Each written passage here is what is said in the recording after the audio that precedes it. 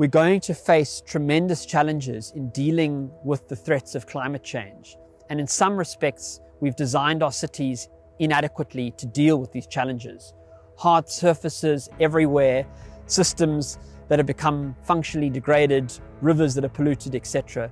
We need to try and turn back on that and find innovative projects that can start to heal our cities and our society and bring people back into these spaces. It's not that long ago that the city was confronted with the threat of day zero and a major drought. And one of the adaptations we've seen from people and residents is this idea of sinking boreholes and using water on site. And that's brilliant, but we need to find ways to recharge that source. At the start of 2023, the Friends of the Liesbeek had the idea to embark on a strategic project in this area, an observatory. The Friends of the Liesbeek was born out of concern for the deterioration of the Liesbeek River. And over the years, it's evolved and grown into a civic organization focused on improving the ecological integrity of the Liesbeek River. We're standing in a floodplain that has historically been separated from the river through the creation of an artificial elevated berm or a wall. That berm had the unintended consequence of separating the river from this floodplain, preventing the river from depositing floodwater into this floodplain during peak flow events, and causing a system upriver of here to basically become stagnant and degraded. We've identified this site as having tremendous potential. For one, it has the potential to provide critical ecosystem services to the city, and in particular flood attenuation. Especially now during winter when there's big rainfall events, the water comes flowing down really fast through the concrete channel part of the river.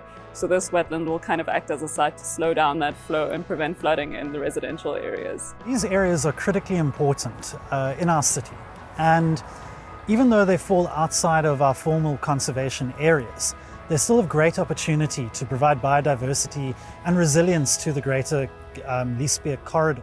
Wetland rehabilitation and protection is critically important for a variety of reasons, but specifically to mitigate against the impacts of climate change and for water security.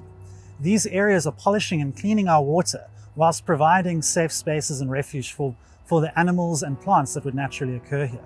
One of the reasons that we're very excited about this project is that we see it as a strategic climate mitigation project. And for this reason, we're really delighted to have been supported by the Friedrich Naumann Foundation, who share our vision for projects that have an impact in reducing the effects of climate change.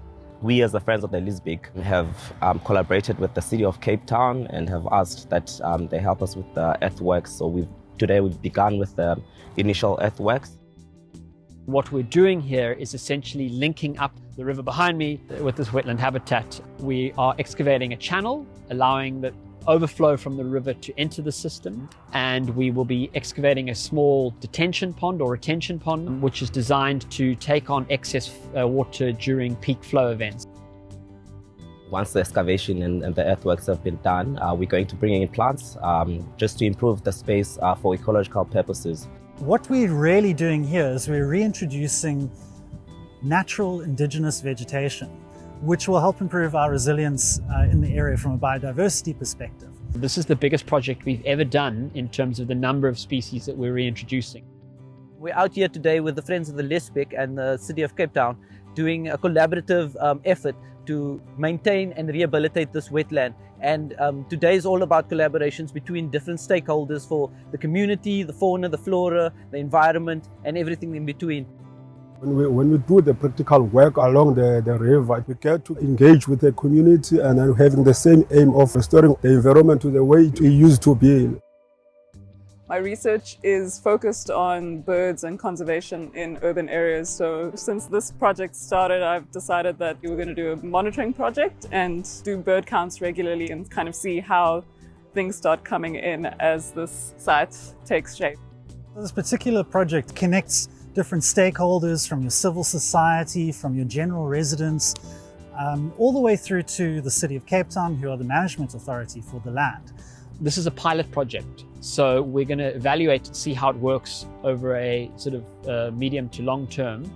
And based on the learnings we make from this, we'll then hopefully roll it out on a bigger scale.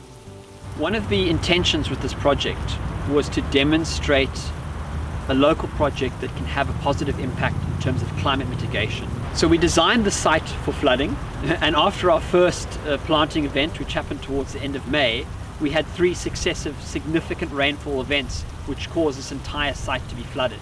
We feared that we may have lost a lot of the plants that we put in the ground. But I think we forgot the fact that what we're dealing with are wetland species, and they're adapted to this extreme variety in the Cape climate.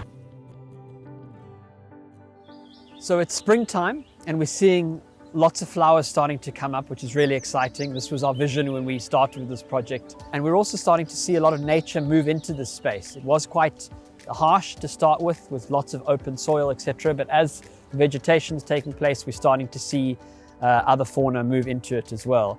Some of our migrant bird species have come. We've got white-throated swallows that are around. We've had other wetland species like red-billed teal and African black duck and malachite kingfishers coming into the space. In terms of the plants, we've brought in over 50 different indigenous species of plants. And there's something really wonderful about having nature occupy a degraded space that's starting to be healed. And I think that's why so many people connect with a project like this, is that it's an opportunity to heal some of the challenges in our society. And at a broader level, projects like these have a critical role to play within our economy. It can't end here. We've just ended a first phase. We must evolve this project further to turn it into something even better. We're going to see a lot of challenges for the site in the next couple of months as things begin to dry out, and we're going to need to follow up. We're going to need to support the new species that we've brought in with regular weeding, with regular activity. In the oncoming years, we intend to do more investments into this area so everybody can appreciate it a little more. By creating these pockets and supporting them, we're ensuring their survival for future generations. So as we close out phase 1 of this project, on behalf of the Friends of the Liesbeek, I'd like to thank our partners as well as residents and community members who've shown so much enthusiasm and have come out and supported us with this. So this site was a grassy field, and this project has enabled us to begin the work to rewild it and turn it into a wetland. And we really hope that it will inspire other organizations to do similar projects elsewhere as we collectively unite to mitigate against the effects of climate change.